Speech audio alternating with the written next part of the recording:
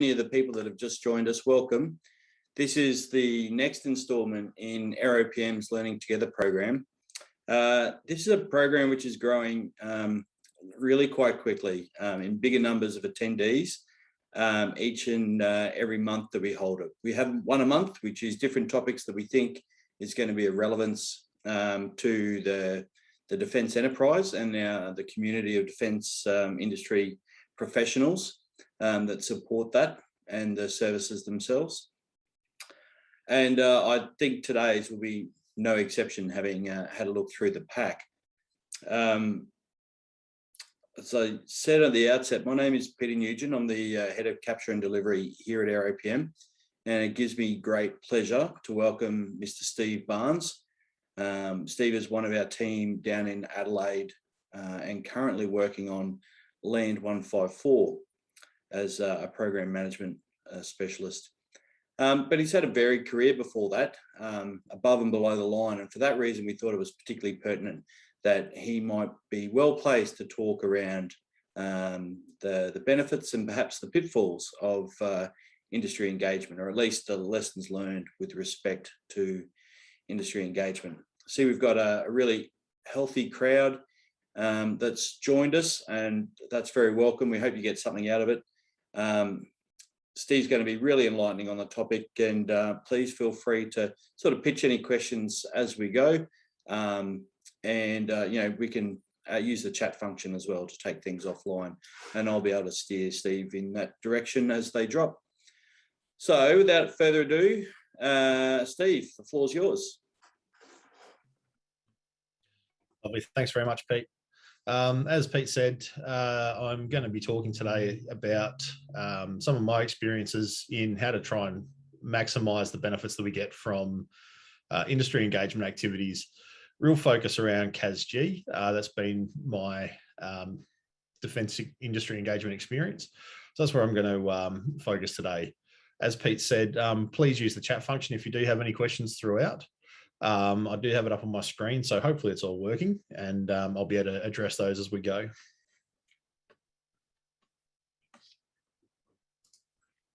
There we go. So when Pete asked me to have a look at running one of these sessions and having a bit of a focus on industry engagement, I started to rack my mind about what could be beneficial to talk about. And I've got a bit of a running hypothesis that there's a lot of capability benefits inside defence that aren't being realised or maximised because of a reluctance to engage in creative, tailored or innovative industry engagement activities. A major contributor to that reluctance that I see is from risk aversion. And that can lead to a bare minimum commitment to generic procurement approaches. That hypothesis is as scientific as we're going to get today. So for all the engineers in the crowd, we're not going to dig any further into the science. We're not going to test that and come out with outcomes. But the outcome that I'm looking for today is to be able to provide some tools and techniques that you may be able to use to be able to engage with procurement risk and challenge risk aversion on your projects. This is only the first step in a very long journey to effectively engaging with industry.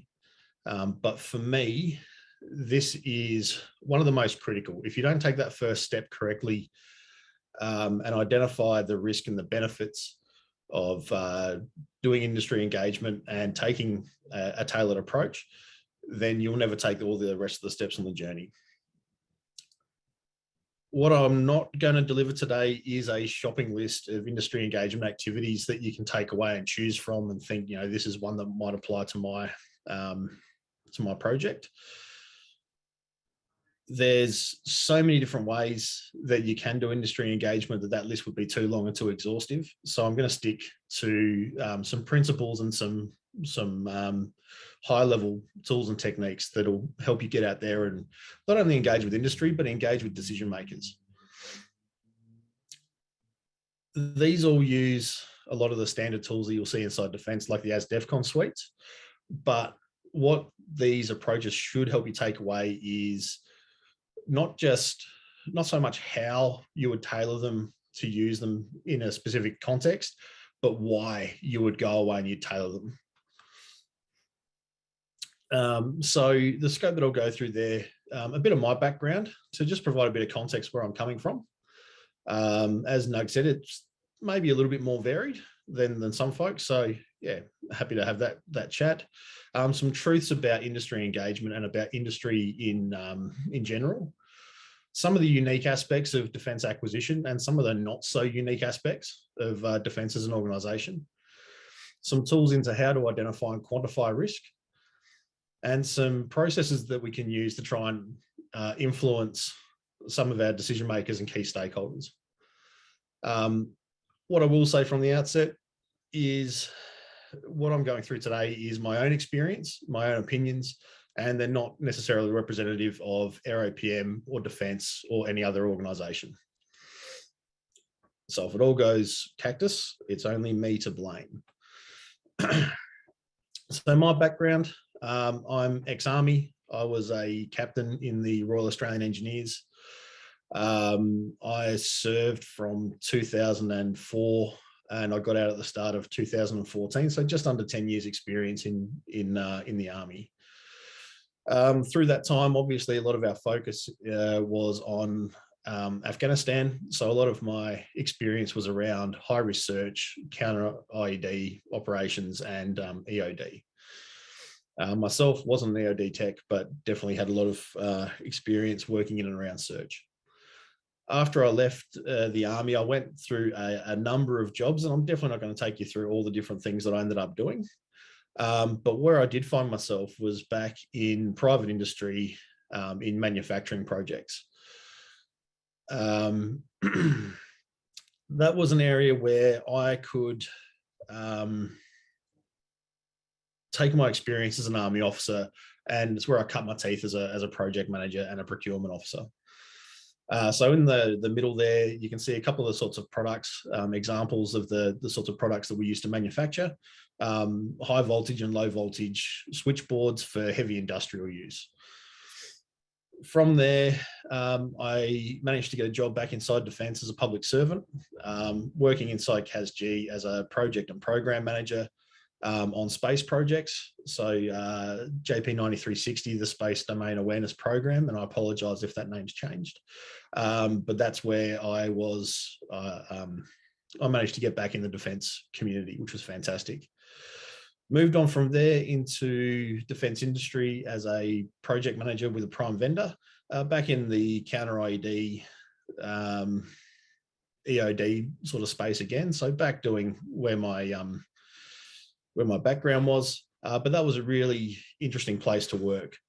Talk about being above the line or below the line. I was working at Babcock, and just the contractual mechanism that we had set up was really interesting, where I'd actually define it that we worked on the line. There were times where we were doing functions above the line, on behalf of Defence, and there were times where we were acting as a supplier. So we'd really transition between those functions quite a bit.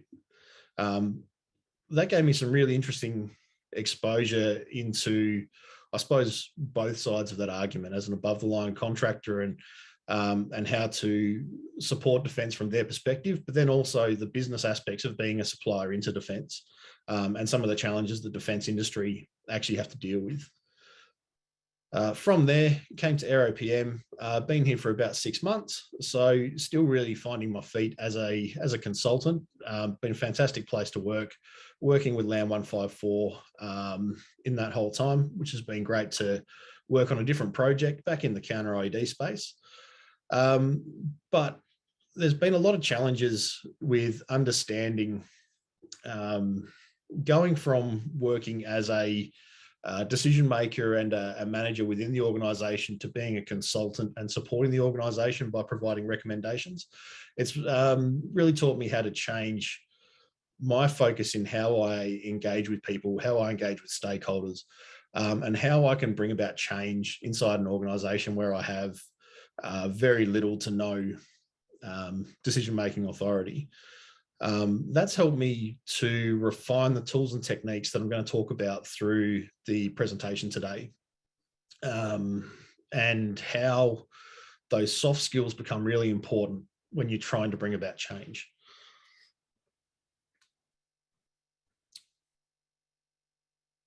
We tend to think of industry or suppliers and vendors, doesn't matter what context we're coming from, but we tend to think about these folks as people that are just out to make a buck.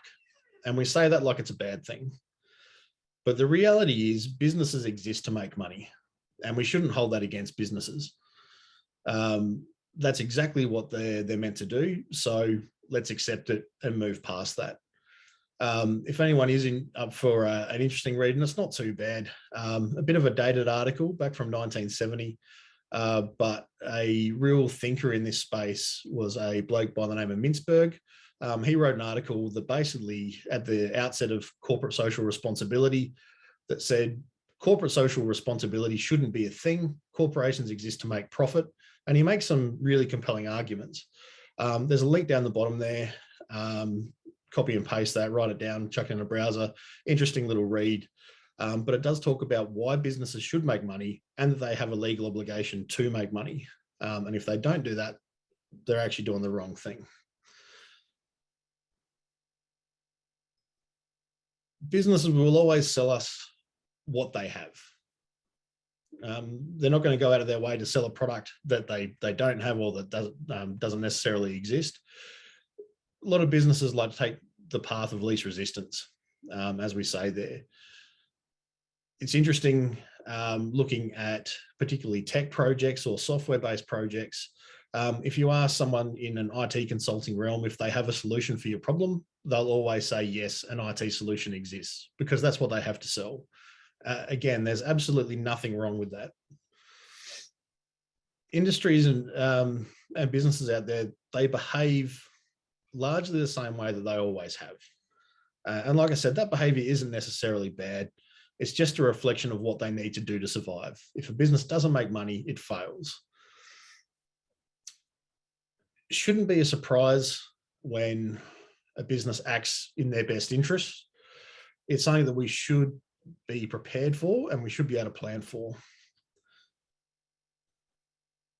As is coming up more and more in the management literature, empathy is the key to harnessing the best out of the people that we work with, and engaging with industry is exactly the same. Having empathy for why businesses exist, what they're trying to achieve and why they're trying to achieve it, provided that they're not doing anything unconscionable or fraudulent or dodgy, it's something that we should accept, and we should take an empathetic view and actually understand where they're coming from and why they're trying to do what they're doing. From what I can tell, and the stuff that I've read in my experience inside defence, that's the whole reason why we included industry as a FIC, so that we can understand what they're trying to do, why they're trying to do it, so we can support them to become stronger sovereign capabilities that then provide a stronger support to defence. That little graphic down the bottom there is a fairly popular one, which just shows that doing the work up front with industry so that they understand what we're looking for and they can tailor their solutions to suit what we want is a lower cost process than not engaging early and then expecting them to make changes late. As I said at the top, you can always customize a product, but it comes at a price. The later you leave that discussion and that decision, the more that it's going to cost.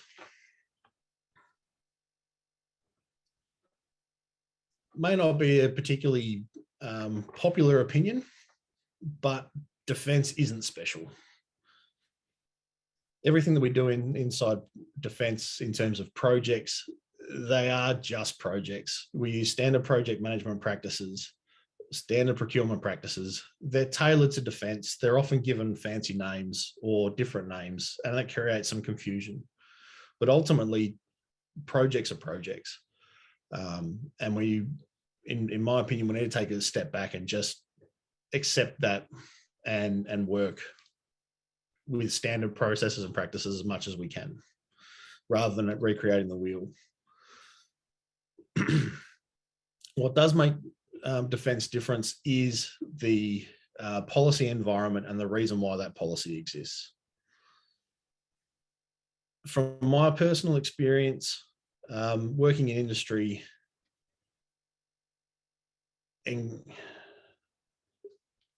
engaging early with your vendors, your suppliers, and your supply chain is important regardless of where you are.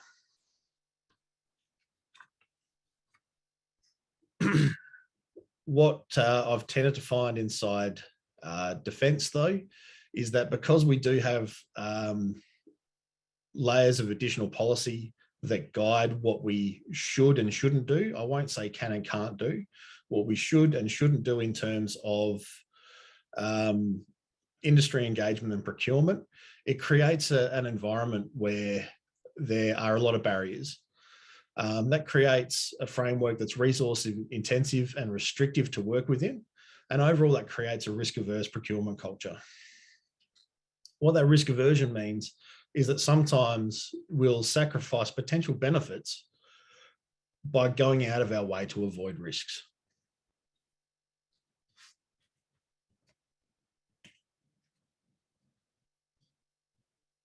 I can't help but think back to Blackadder Goes Forth and General Melcher talking about security, and security not being a dirty word. As he put it, crevice is a dirty word, but security is not. And I'll say the same thing about probity. Probity gets raised quite often as a major risk, and it's a guiding thing that stops us from engaging effectively with industry. If you go and read through all the supporting policies, high-level guiding policies inside defence that talk about when you should engage with industry and how you should engage with industry, they actually promote doing it early. It's the application of policy in exercising delegations and signing the paperwork to say, let's go and do it, where the risk aversion tends to kick in. Probity is a risk, but it is only one risk. It does require some effort to manage. And we do tend to think about probity being a government thing or a defence thing, but the reality isn't. Thinking back to some of my industry experience, probity equals fairness, and treating suppliers fairly is something that we have to do regardless of where you work. In big business, if a business acts unfairly or unethically, it'll alienate someone inside their supply chain. If that event means that there's a lost opportunity, it can lead to a loss in market value, a loss in faith with investors, and ultimately people losing their jobs, as well as a loss of value for the company. In small private companies where I've worked, playing silly buggers inside your supply chain can lead to a loss of work. And I've seen this where there'll be players inside the supply chain that won't want to work with your business anymore. They price accordingly when you're going into tendering for work. And what that has the effect of doing is driving up your tendered price over that of a competitor. And in the environment I used to work in the switchboard and switch room manufacturing sort of area, it's a very small field. All the different players use the same supply chains. So if one of your key suppliers has a better relationship with your competitor than they do with you, there's a very real risk that you'll get priced out of a tendering opportunity, which means a loss of work, which means a loss of profit. There's a further factor as well out there in the private sector that doesn't exist so much inside defence, which is that of social corporate responsibility, or the triple bottom line. If it gets out publicly that a business is not acting ethically or fairly, or not exercising probity, that can affect your customer base. So it definitely happens outside of defence and outside of government, that it's not necessarily referred to as probity, but the same considerations apply.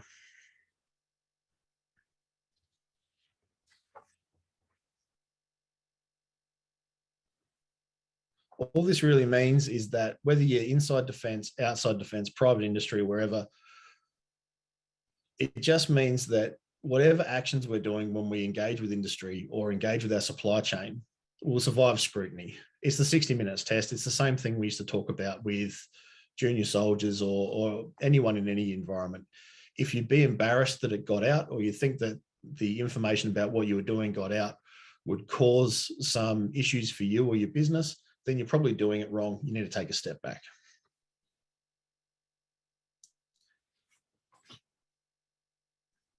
One thing that I will say about defence projects that are different from the majority of projects out there in the business world is that I'd categorise defence projects as organisational development projects. And the reason I say that is the reason that they exist is to improve the capability of the organisation more so than to provide a product or service that they're going to sell to a client in order to try and make a profit. So while we're spending public money, we're not trying to make a profit, but we are trying to improve the capability of the organisation as a whole, regardless of whether it's a project inside CIOG to improve the capability of the Defence Protected Network, or it's an estate project to improve facilities somewhere. Ultimately, it's trying to make the organisation better, faster, more efficient, more accurate, whatever the capability outcome needs to be.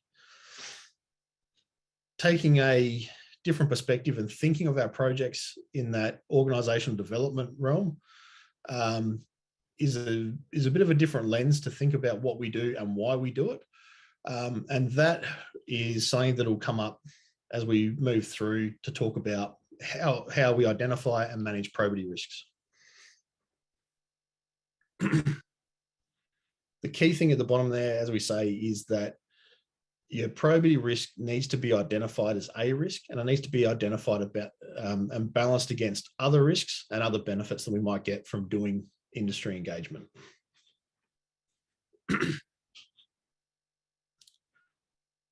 Big one of those things that we need to think about is what is capability risk? Do we end up with the Canadian Army's mounted machine gun system that we've got in front of us here? Or do we need to come up with something that's going to be have a different fit, form, function? When I talk about risk here, I want to talk about it from the international standard perspective. Risk doesn't necessarily mean bad. Risk just means uncertainty and includes both positive and negative risks, or risks and opportunities as we used to call it. But just for simplicity today, I'm just going to talk about risk. We need to identify capability risk by identifying how well we know what we want, identifying what solutions are available out there to meet that want, making sure that we express our wants and our needs in terms of outcomes or effects, rather than in terms of, I want a black one, which is this brand. And we need to understand capability in terms of what impact it has on the broader organisation, not just our slice of it.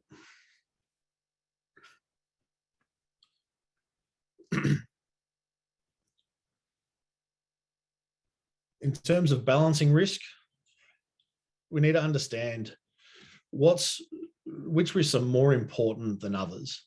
And that's not necessarily what risk is more important to my project team inside CASG or to CASG as a whole, or the procurement risk, but what risks are more important to the organisation as a whole. So when we're using that organisational development lens, we need to take the view not from what's important to me, but what's important to the organisation, what's important to the end users that are going to own and have to manage the residual risks that are left over, or that are going to have to live with the capability system we deliver. You know, we've got to think about this young gent strapped to the bottom of a fighter plane, trying to shoot down whatever he's trying to shoot down. We need to understand the risks that we don't own. So it's very easy to do a risk assessment from our own perspective and say, this is all there is. A bit of a theory out there of what you see is all there is. Interesting little Google if you look that up, but it's a type of bias where because we don't see something and we don't think it exists, we don't consider it. We have to think outside our own box to try and identify those other things.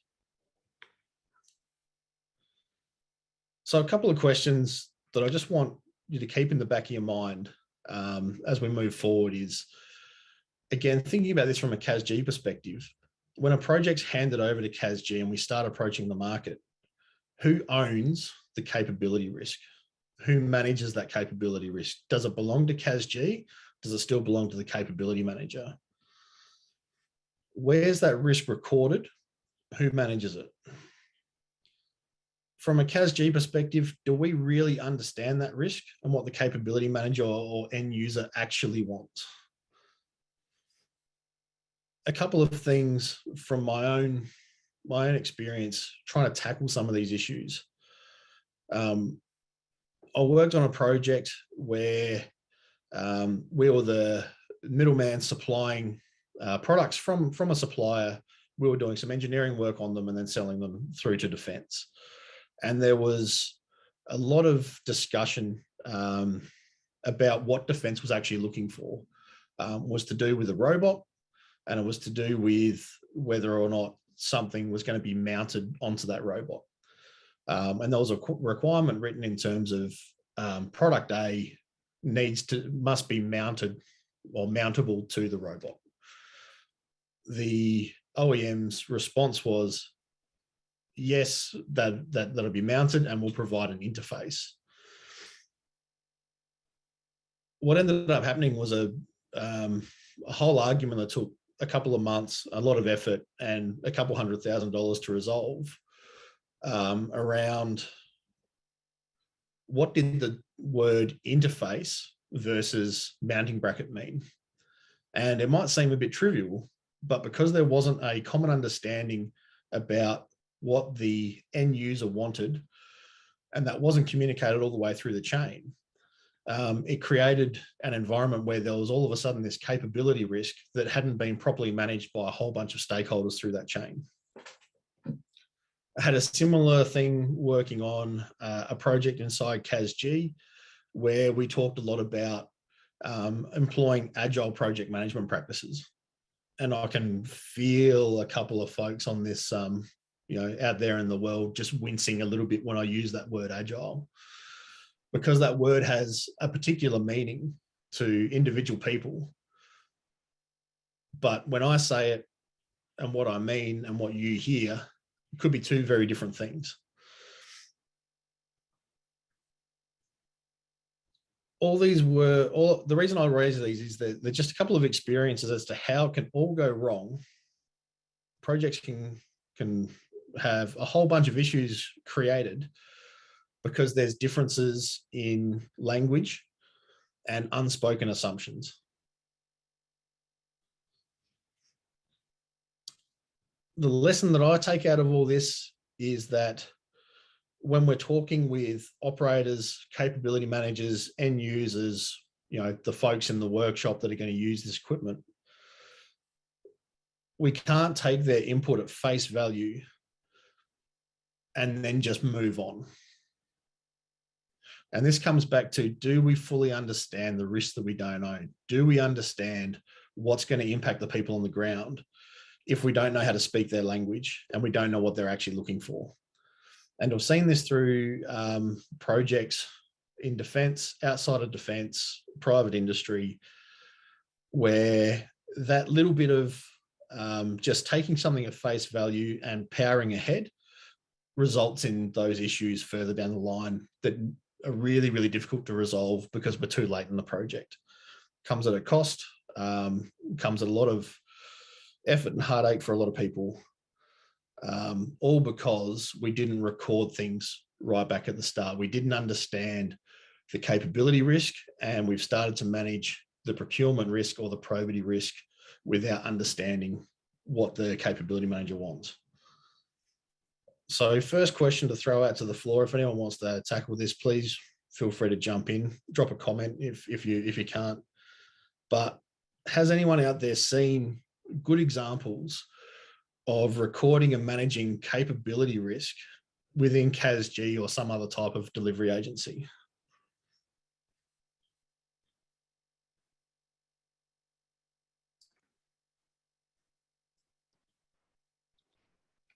Yeah, I've seen it, Steve. It's Emily. A few years ago when I was in Land 154, actually, going back to phase 2. I thought we had a pretty good handle on capturing capability risk. We worked really closely with the capability manager to define it in an Excel spreadsheet. It's a pretty rudimentary form in terms of a tool to manage, but still, I thought it was, pretty well defined and not perfect in terms of eliminating the, I guess what you're talking about with CASG kind of sitting as the middleman between industry and the end users. But certainly a step, and the actual documentation of those risks was, I thought, pretty sound. Yep. So that was a CASG risk register, and did you think that was, you had a fairly good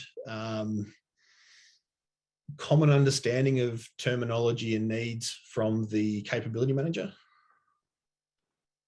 It was a CASG risk register, and I thought we did because it was part of my job to put it together. So maybe biased.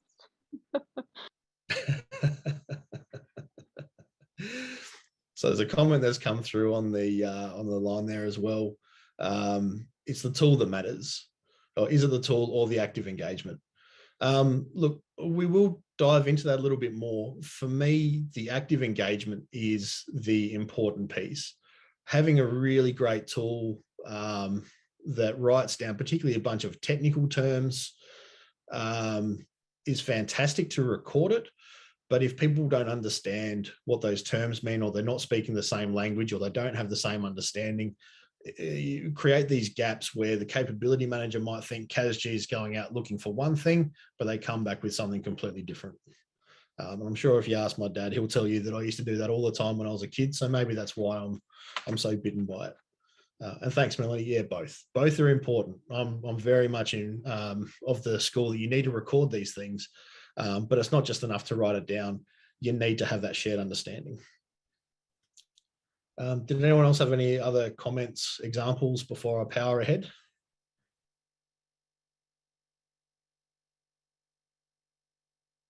No, fantastic. Overcoming risk aversion. So there's a couple of different ways that we can tackle this. The first one is to just change the environment and change the organization to be more risk tolerant.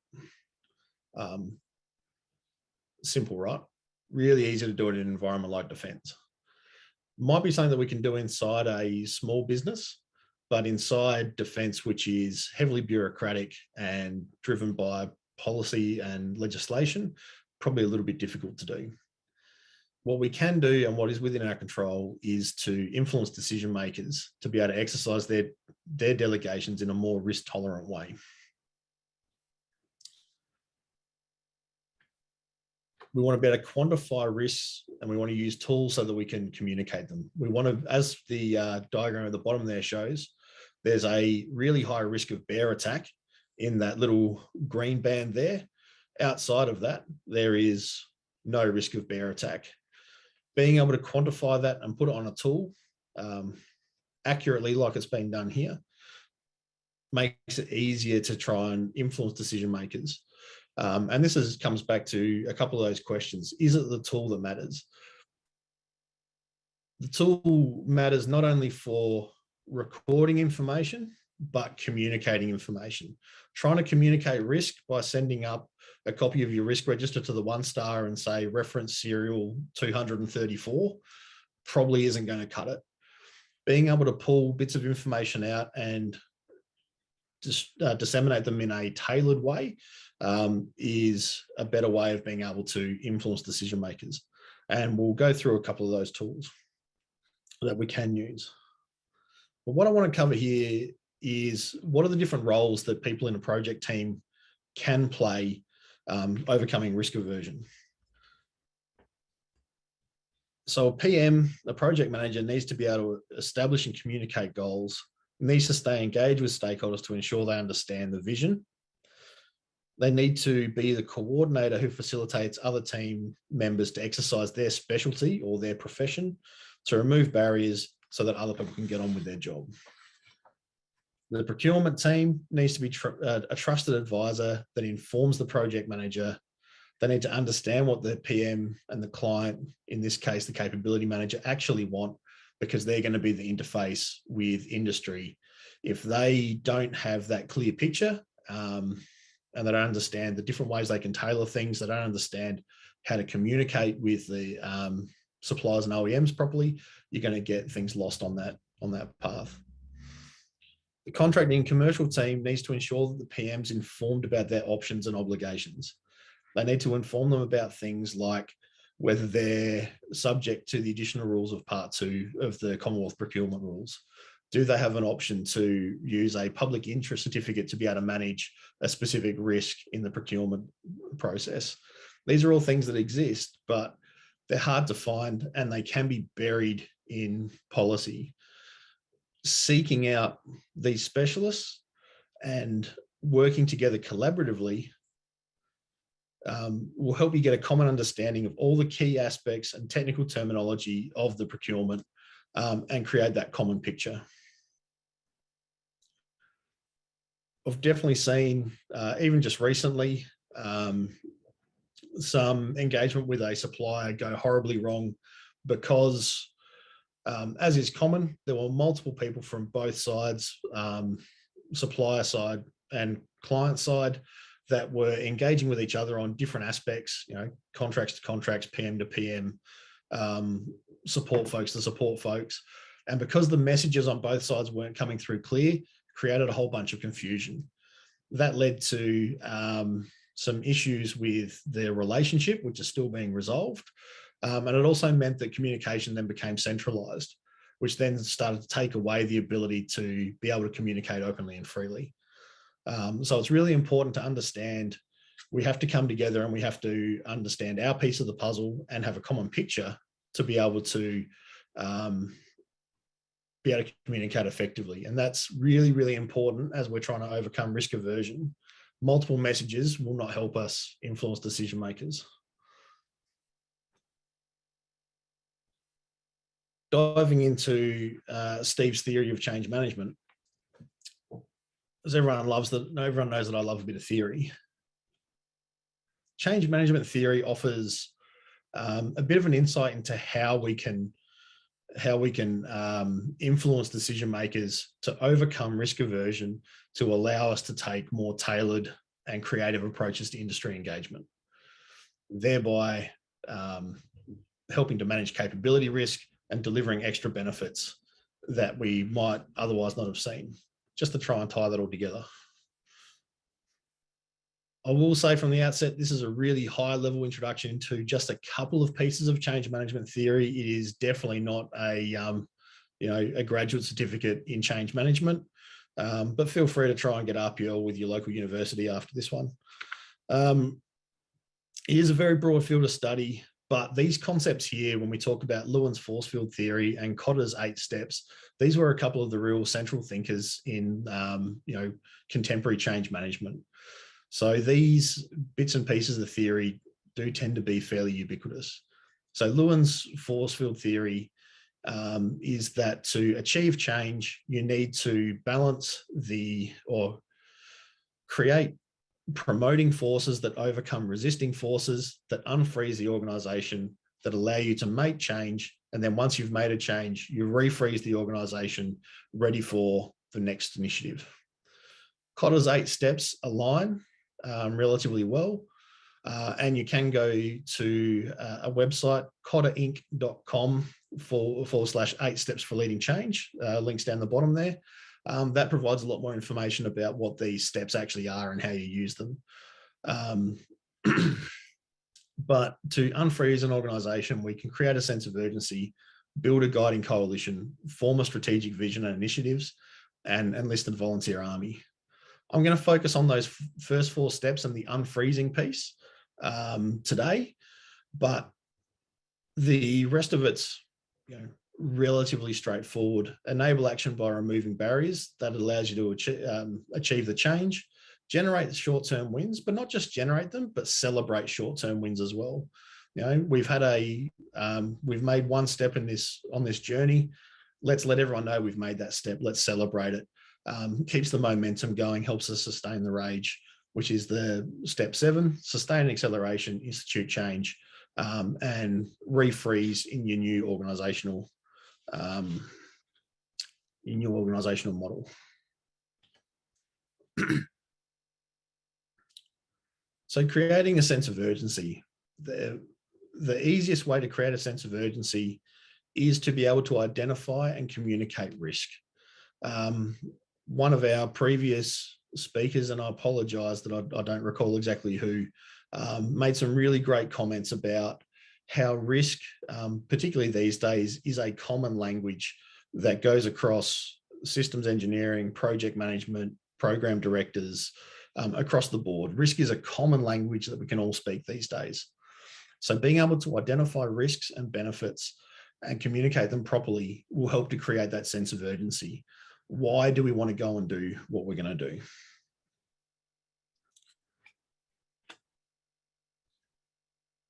For me, fit coordination is really just the same as stakeholder management or stakeholder coordination. So FIC is about finding all the different bits and pieces that you need, the piece of the puzzle you need to pull together to create a capability. The people that do that are your stakeholders, and stakeholder management from a project management perspective is how you go about identifying, coordinating all those stakeholders to make sure they deliver their piece of the puzzle at the right time. From a procurement lens, particularly when we're talking about industry engagement, we'd give it another name of supply chain management. And a lot of these principles between fit coordination, stakeholder management, and supply chain management all interlink. So again, why I reiterate, we don't need to create new processes or new ways of doing business under fit coordination. We have the tools and techniques under stakeholder management and supply chain management that are already there, and we just need to identify them and apply them. So if we consider industry to just be a stakeholder, stakeholder management and the tools and techniques and procedures that are out there already as the industry standards are a means that we have available for us to quantify risk and develop management strategies.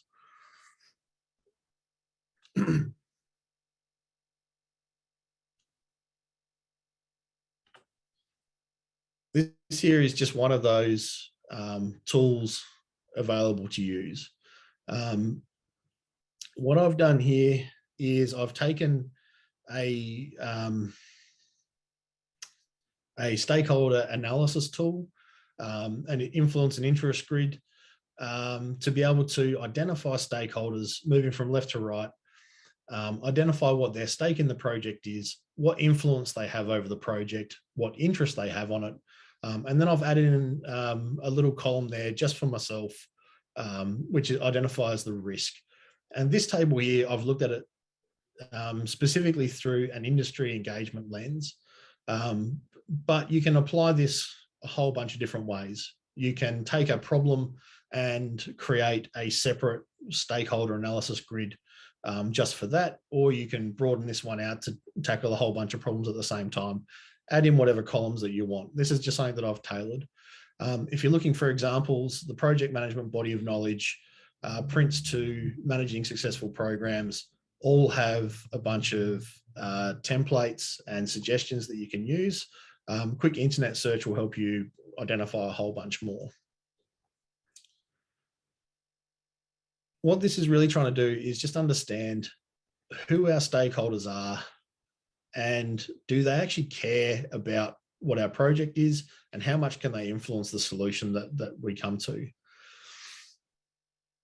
One of the things that I want to reiterate is I'm going to probably talk about a couple of scenarios that are really promoting early industry engagement, different ways of doing business to try and achieve some extra benefits.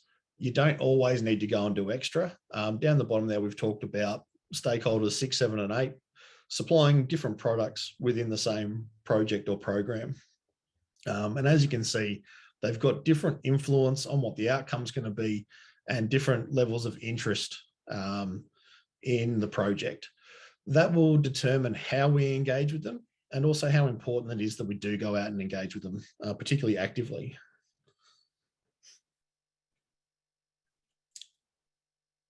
Next question out there for the project managers in the room. Has anyone ever actually seen a project really dive into stakeholder analysis, pull out really good tools and outcomes from this, and then use it to influence strategy?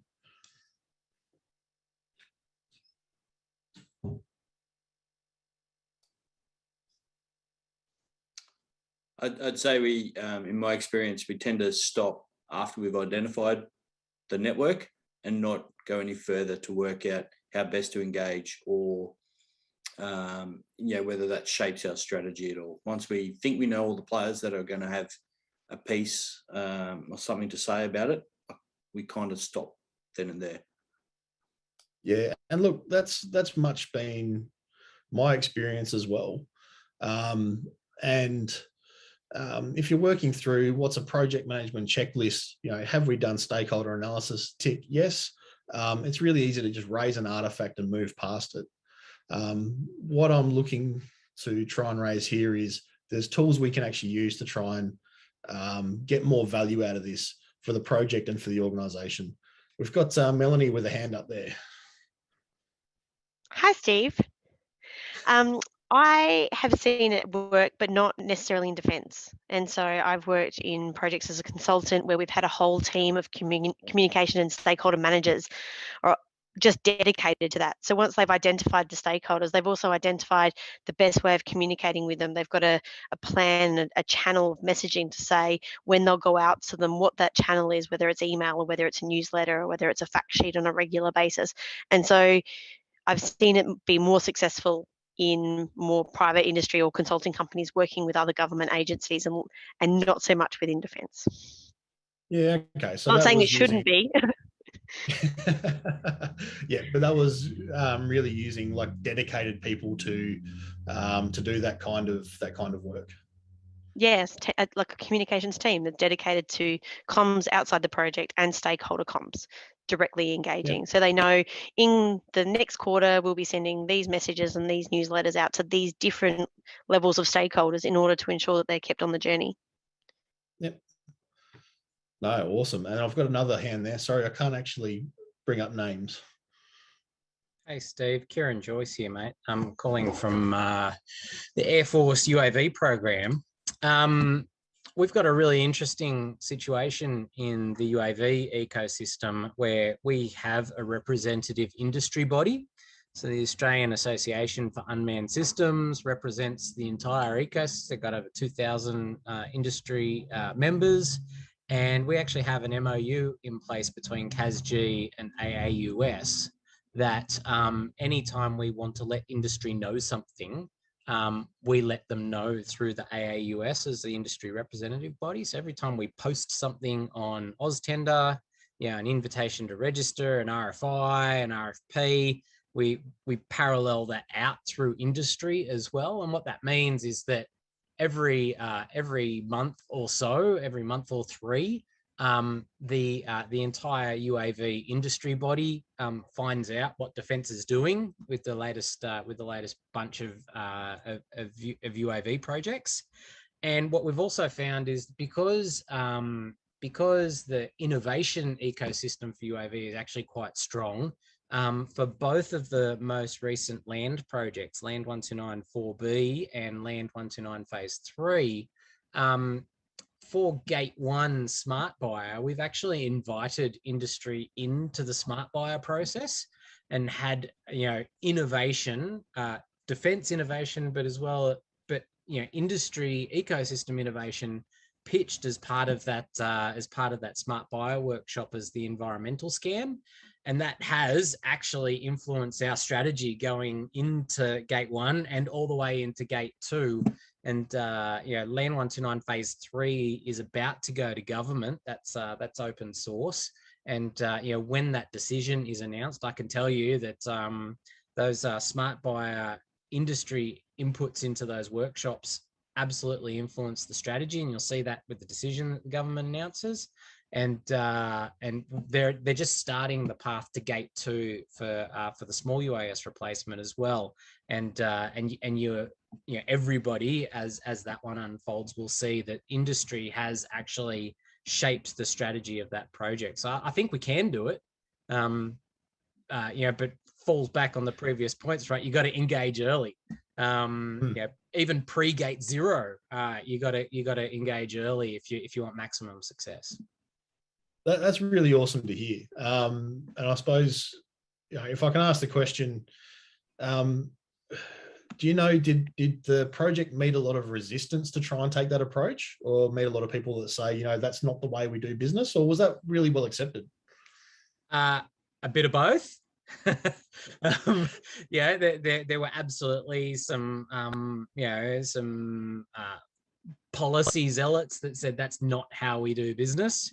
But every time that, as a stakeholder group, every time we came up against that, we just dropped first principles review on them and said, no, that's what we got directed to do, and that's why we have the innovation hub, and that's why we have the smart buyer framework. So if you're going to argue with it, you better take it up with VCDF, and we generally won. No, that's awesome to hear. So I'm going to probably talk in maybe similar sort of space, and up on this screen here, probably in ID number 6 there, where we're talking about a product where industry is going to have a high influence over the solution, and they're going to have lots of interest in it. So we're really in that environment where it's in our best interest to engage early to be able to get the best out of industry. If we don't do it, we're probably going to either end up with maybe a poor capability or an inflated cost to be able to get what we actually want. Jared's raised a point through the chat line there as well. Seen this before in a different department with a dedicated change manager. And that's really interesting when you talk about when you set out to do an organizational development type project and your goal is to make change in the organization. We do think about, let's go and get a change manager. But as I sort of said at the start, in my mind, realistically, what we're doing in acquisition projects is a change project, is an organizational development project. We're trying to change the structure or the shape or the tools of our organization to make it better than what it was previously. But we don't think about bringing in change managers or change management practices. So just something to keep in the back of the mind there. I must have clicked on the wrong screen. There we go. Look, this one here, I won't dwell on it, but all I've done is taken the ratings of interest and influence. The numbers in the grid here are the ID numbers of the stakeholders down the side there. And just using the same theory that we use with a risk matrix is just try to identify what's our highest priority and what are our lowest priorities. Again, this is just a visual tool that you can put in front of people to show we really need to go out and engage with the project sponsor and the suppliers for product A. And we need to do that early because they're our highest priority. Our lower priorities are the suppliers for products B and C, because they're maybe more of an off-the-shelf type of a product that we don't need to engage as early or as frequently. But we still need to do something with them. It's just not our priority right now. We need to make sure that we're actually going to cover that off. So again, it's about just creating the tools to put in front of people to be able to get the outcomes that you're looking for. So Steve, can you share what is it about the capability manager that you don't see them having the degree of influence of other groups there? I mean, look, purely just a example, but when we talk about the capability manager, number 2 here, look, why is their influence low? If we look at this through a procurement lens, is the capability manager going to tell us how we go about engaging with industry, or are we going to do, a multi-stage? So again, that's the context that I've put this together. Yes, if you look holistically across the project, their influence is high and their interest is going to be high, and they're going to be one of your top priorities. So yes. Okay, right. Yep. Sorry, it's that lens that I wasn't thinking about. So when you're going to market, it's not really, they've set the need, and it should be leaving CASG to execute on in that engagement piece. Got it. Exactly. And the benefit of having this discussion and being open with your communication is that could be a completely flawed assumption. Yeah. Yeah, that's something that I've thrown in there. And if I take that as being gospel and people just go, Steve's all over this, yep, the capability manager must be a lower priority. I could be completely off the mark. So that open communication engagement is definitely one of the most important things that you need when you're working through these sorts of challenges. So are you going to talk to Space Fest? We go back to that grid from the previous slide and where that sits. It seems like it might be somewhat similar to Kieran's industry engagement strategies there, just a different mechanism to achieve it. Yeah, so your clairvoyance is spot on as always. No, cheers, mate. Yeah, from here on out, I'm going to talk a lot about my experiences with JP9360, which was the Space Domain Awareness program. So Pete and I worked on that together. And as you mentioned, one of the industry engagement activities we had there was called Space Fest, which was about engaging with industry early to get them to come along, show capability demonstrators, show us what they can achieve, because we were early in that capability life cycle. So exactly like Kieran was talking about, we needed to engage early with industry, saying, we've got a challenge. It's going to take us a while to deal with this challenge. We want industry to partner with us and come on that journey to help us, achieve our capability goals in the long term. Similar to what Kieran was talking about, JP9360 as a whole had some real challenges, had some massive supporters of that approach to industry engagement, and it had some massive detractors. There were some real barriers that we had to work hard to overcome. So I'm going to try and push as much of that experience and context into the rest of these slides. So we're dealing with that industry has high influence and high interest in the project that we're doing. Obviously, this doesn't necessarily, it's not the same sort of approach as if I'm going to go and buy something off the shelf. Thanks, Nugget. You were involved in Space Fest because you knew it occurred, but I'll give you the G up. So Melanie, who's on the line, definitely probably had more influence than I did. Definitely had more influence than I did, and I'm sure she can correct me as she needs to through the rest of this. So in terms of building a guiding coalition for JP9360, the guiding coalition that we had at the outset was from the senior stakeholders in the project team. And I'm talking from CASG and the capability manager. So the capability manager here was Air Force. The first thing we had to do was come together at our level at that EL1, EL2, 05, 06 level, from project directors, project managers, and capability manager representatives, to pull our perspectives together to identify what the capability risks, the procurement risks, the probity risks, all those things were, and all the opportunities, and measure them against one another so that we could get a common understanding about what our overall risk picture was and what were the benefits that we were going to achieve in the long term. And not just the benefits to CASG or the benefits to Air Force headquarters, but what was the benefits to the overall organisation. Really create that picture of why do we want to go and do industry engagement differently. One of the big ticks was it was always going to be really good fun to go and engage with industry this way. What wasn't going to be fun was getting all the approvals we needed to be able to get there. Right at the start, even building this guiding coalition just wasn't an easy process. It could only be achieved through regular professional dialogue, and we had to be empathetic with each other. I do see relatively regularly an us and them approach between CASG, capability managers, and industry. But if we're able to take away that combative approach and be able to communicate with each other with empathy and understand what the other stakeholders are trying to achieve, it helps open up communication and makes it a lot easier to get that common understanding.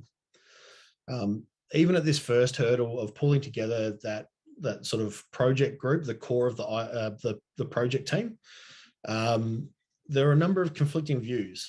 between the different organisations, and they need to be reconciled. But when we were able to achieve understanding of each other, and I say understanding and not agreement, you don't have to agree with people to understand them. It was a real critical outcome that we needed. If we couldn't get a common picture together to go and talk to the stakeholders, particularly the detractors and the barriers, we were never going to be able to overcome those. And JP9360, for a bit of additional context, wasn't just about trying to come up with a different industry engagement approach, but this was one of the projects where we were taking a bunch of individual projects, pulling them together as a program or a sub-program to be able to actually manage the whole capability lifecycle differently. So there were a couple of different things that we're going to really have to change people's minds about to be able to get the approvals to do all that work. I'm talking more about the industry engagement here today, but I'm sure you can all understand that it was a bigger problem than just that.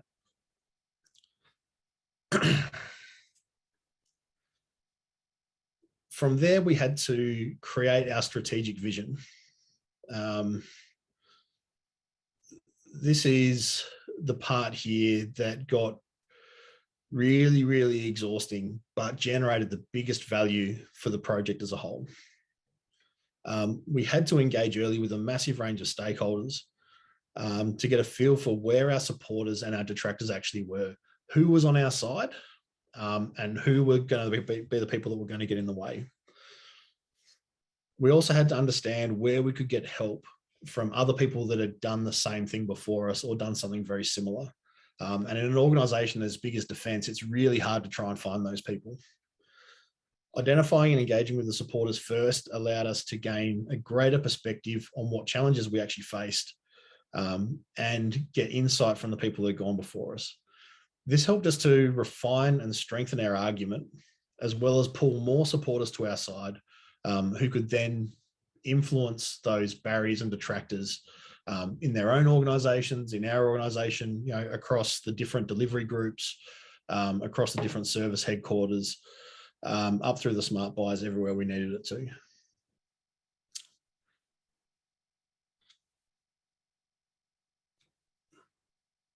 Once we did that, we were able to put together a really clear picture about what we were doing and why we were doing it.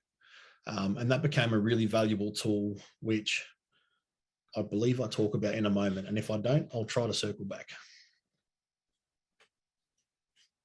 I do recognise we've got a lot of engineers on the call, so I did go out of my way to slip in a bit of Dilbert, but it has relevance, plus being Dilbert. The reality of going about this process is that it's not necessarily sequential. You can't just go out there and find who your supporters are. You know, everyone who thinks this is a good idea, put your hand up and come over to this side of the hall and we'll chat. You come across your supporters and your detractors, your barriers all at the same time. What you can do, though, is instead of trying to butt your head up against that brick wall, which is the barrier or the detractor or the decision maker who's not on your side, is to rally your support and take a combined approach to trying to deal with that. As Lewin talks about, you're trying to influence to make sure that you're promoting influences or you're promoting forces outweigh your resisting forces. And you don't have to do that across the whole organization at once. You can do it one person at a time, one step at a time.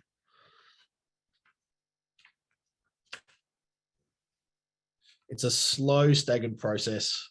It does take time, it takes effort, and it will often feel like you're taking 2 steps forward and 1 step back, but that does equal progress. One of the things here that I mentioned before, I'm just going to reiterate, is that Dilbert here is saying we could just come up with strategies that make sense and then employers are going to embrace change. The reality is what makes sense for me won't necessarily make sense for you. So that beautiful black and white vision's never going to occur. The only way that you're going to be able to deal with people is to be able to sit down, understand what their objections are or their concerns, help them understand where you're coming from and reconcile one issue at a time. Build your next supporter one at a time and work your way up that chain. really, really difficult process when you're going through CASG's, gate process, IAR, smart buyer, CMGR, IC, off to government. If you're not across those acronyms, I apologise, but I do recognise I'm going over time, so I'll try to be brief.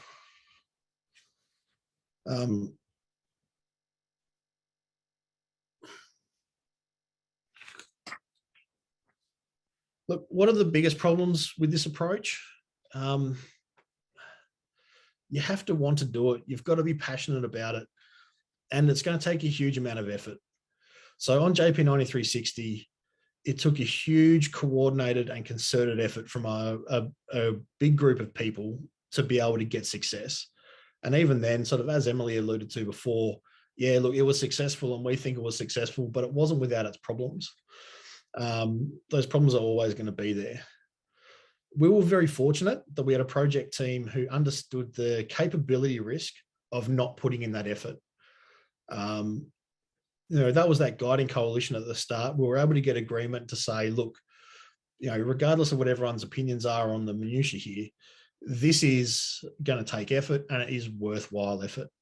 That guiding coalition was able to spread that message through the whole of the project team and through the stakeholder group.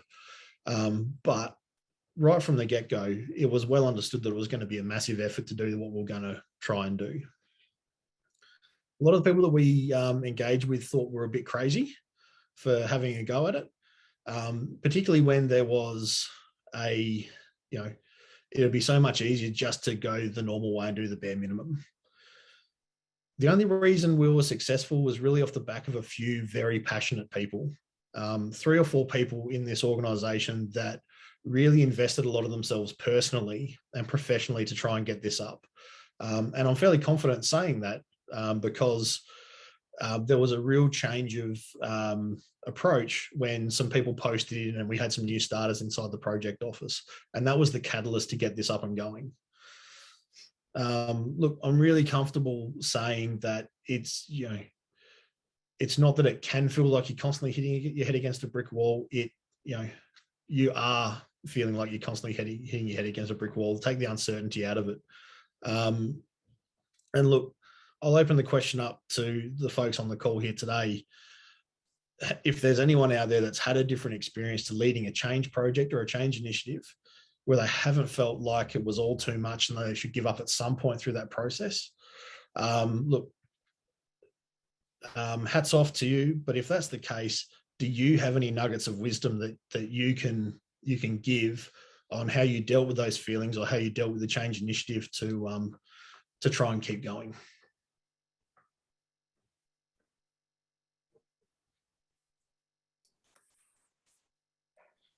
Well, in true Australian form, no one's going to stand up and talk about how good they were. So why don't we crack on and take some questions at the end? All good. Look, a common issue that I've found that compounds risk aversion is that it takes a lot of resources to evaluate tenders and evaluate the responses that come back in from industry engagement. When we maximise industry engagement, it often means that there's more responses that we have to evaluate. And that can lead to people actually trying to take steps to reduce the number of responses that we get by shaping requirements or trying to exploit options for limited tenders when maybe it's not necessarily in the best interest to do so. So just things there to keep an eye out for and to keep your change manager hat on to try and overcome.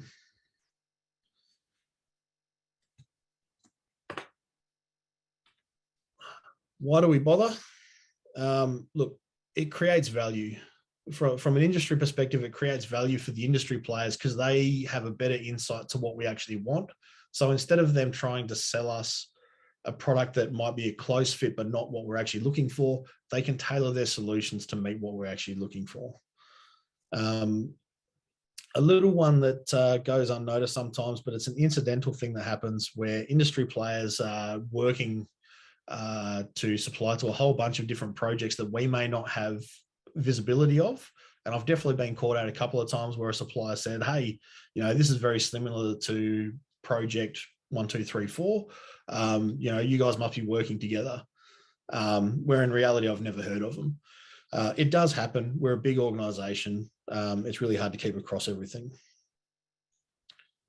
From a personal perspective, I've worked in organisations that have been profit-driven, where meeting procurement and labour targets was the main driver for doing things.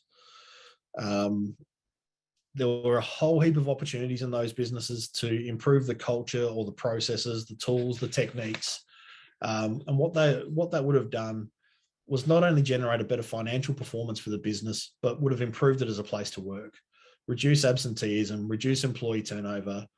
But by sticking to this is how we do business, like we sort of talked about earlier, it provides a degree of certainty for management, but it doesn't maximize the benefits to the overall business that we could have achieved. If we're able to apply these change management and stakeholder management type approaches that I've sort of talked about today, look, it could have been an example for how business could have been done, and it could have created opportunities to improve the business as a whole. I see parallels to that inside defence.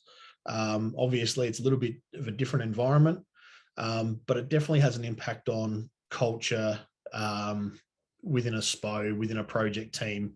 And it's saying that, look, this is just one thing that we can do to help try and break down that culture and create better places to work. One final caveat that I'll mention is, look, I've only looked at this today through a lens of tackling risk aversion inside procurements. There's much greater utility to these types of approaches, particularly when you boil them down to their base elements. Understanding things as risks, communicating them that way, and putting tools together that clearly articulate what you're trying to achieve.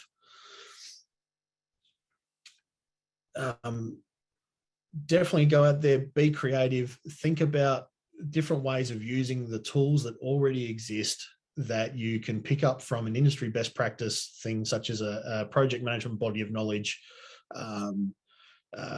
Prince 2, MSP, or one of those other things that exist out there in the real world. And feel free to use them, tailor them, and use them to bring about change. It's for not only the benefit for you inside your organisation, but for the benefit of defence as a whole by going above and beyond the bare minimum scope of work, which is, the pass mark. So that brings me to the end of my prepared comments. Pete, do you want me to hand back over to you for now, mate? Yeah, sure thing. I'll open it up to the floor if there's any questions. Melanie's come alive. Mel, did you have anything to add? Just a comment. As we know, Space Fest is my baby now. But one of the things I've really learned from it is how much industry appreciate our engagement. We've now run 3 of them. We're about to run a 4th coming up soon. And I have industry calling me saying, when is it going to happen again? When can we speak to you? When can we show you our wares? That they really do appreciate that engagement. And whilst it's a hell of a lot of work for us, the value that industry get from that or gain from that, even just to know that industry are willing to see as part of our event. And I think that is where it really pays off. Reputation is now that we are the project or one of the projects where we want to hear from industry and we give them the opportunity to be engaged. And so it does seem a bit daunting in the beginning, but it does really pay off and industry really appreciate it.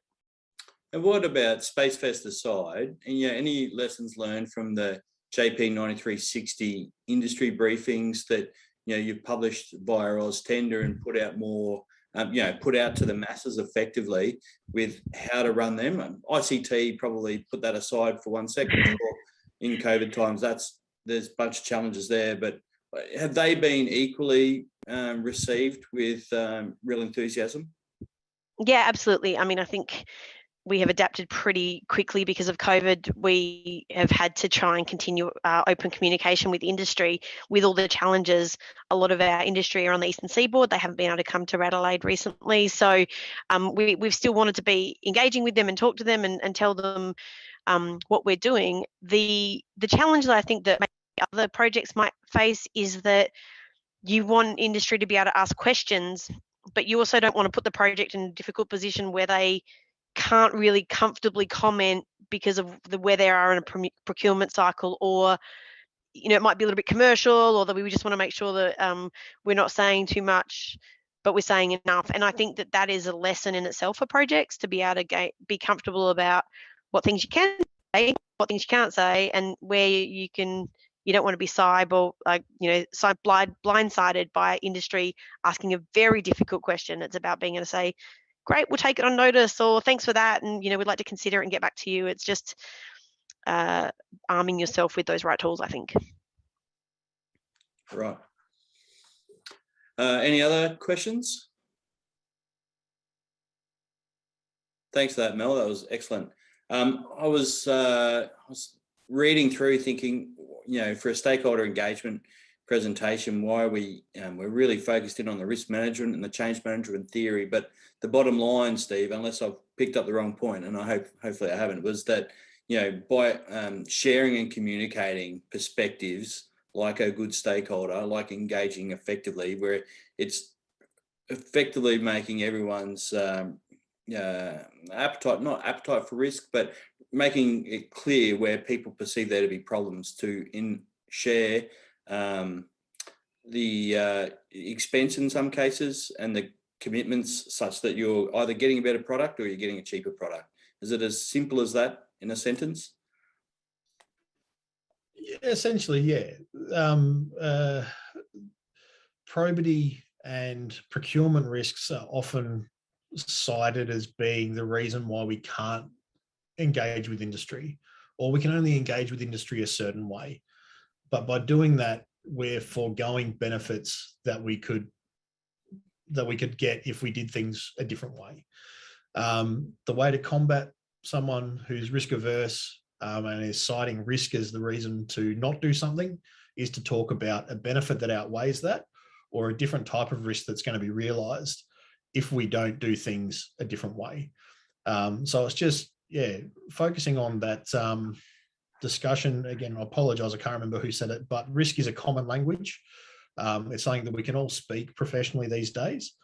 So being able to identify it, quantify it, and communicate it properly makes it easier for us to overcome risk aversion in other parts of the organisation. That's why I've taken that risk approach today. Brilliant. I do remember who said that. It was during Dan Carroll's presentation, which folks can jump online and review them and all of the Learning Together presentations that we have provided thus far. As an example, some of the topics include airworthiness certification, export controls, views for the capability manager, integrating into the joint force, capability stewardship, due diligence across multiple regulatory frameworks. There's so many. The most recent one being the Defence T&E Competency Framework. So they're all available online. If you go to www.aeropm.net/learning together, you'll be able to see replays of each of those. Steve, thank you so much for sharing your experience and helping to educate me in particular, but all of us online today, I trust. It's much appreciated.